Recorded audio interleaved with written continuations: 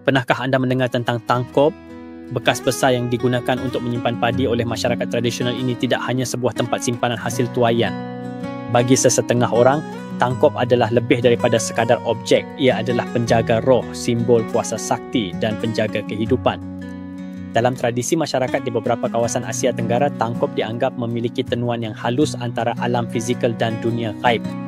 Adakah ini hanya cerita rakyat atau adakah ia memiliki rahsia tersendiri?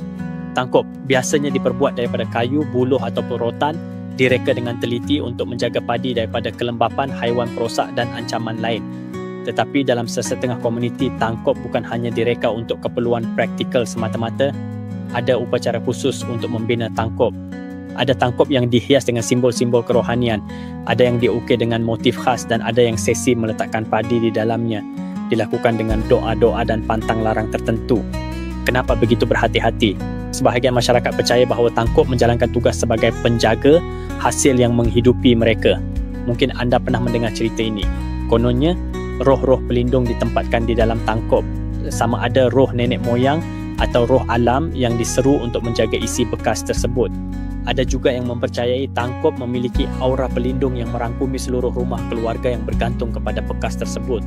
Di Sabah misalnya ada tangkop yang memang menjadi pusat rumah tradisional. Ketika kehidupan masyarakat berkisar pada pertanian padi, tangkop bukan hanya objek di sudut rumah tetapi simbol kemakmuran. Ada kepercayaan bahawa apabila tangkop dihormati dengan betul, hasil tuaian akan sentiasa melimpah.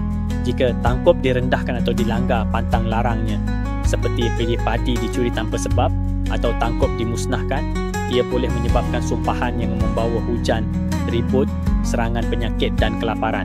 Satu kisah yang terkenal berkisar kepada seorang pengusaha muda yang cuba menggunakan tangkop warisan keluarganya sebagai bahan hiasan moden di hotelnya.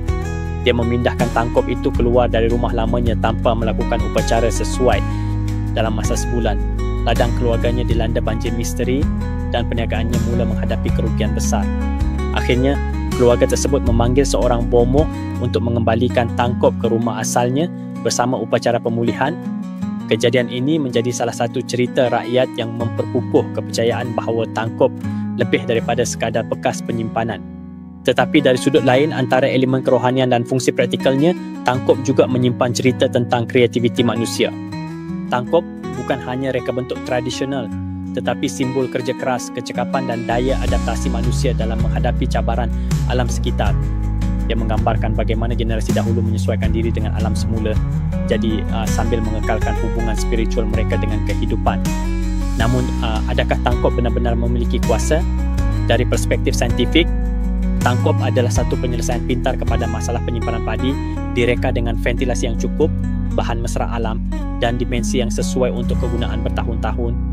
Tetapi, bila kita memasukkan unsur mistik, tangkop melambangkan lebih daripada itu. Ia adalah warisan budaya yang membawa bersama kepercayaan yang tertanam dalam jiwa masyarakat. Sehingga hari ini ada tangkop yang tetap dihormati. Bagi generasi muda yang terpisah dari tradisi ini, mungkin tangkop hanya sebuah pusaka keluarga yang menarik. Tetapi semakin lama anda mendengar cerita tentang kuasa sumpahan atau peranan tangkop, semakin sukar untuk menepis kemungkinan bahawa tangkop adalah sebahagian daripada sesuatu yang lebih besar, sesuatu yang melibatkan hubungan manusia dengan alam gaib. Jadi, bagaimanakah anda melihat tangkop? Adakah ia hanya sebuah bekas atau adakah ia portal kepada sesuatu yang tak dapat kita lihat? Dalam dunia moden yang semakin bercelaru ini, mungkin tangkop mengingatkan kita tentang kesucian, misteri dan hubungan harmoni antara manusia, roh dan alam sekitar. Dan misterinya tidak pernah terungkai sepenuhnya. Anda percaya atau tidak, tangkop tetap menjadi simbol kuasa kehidupan zaman lampau yang berakar dalam tradisi kita.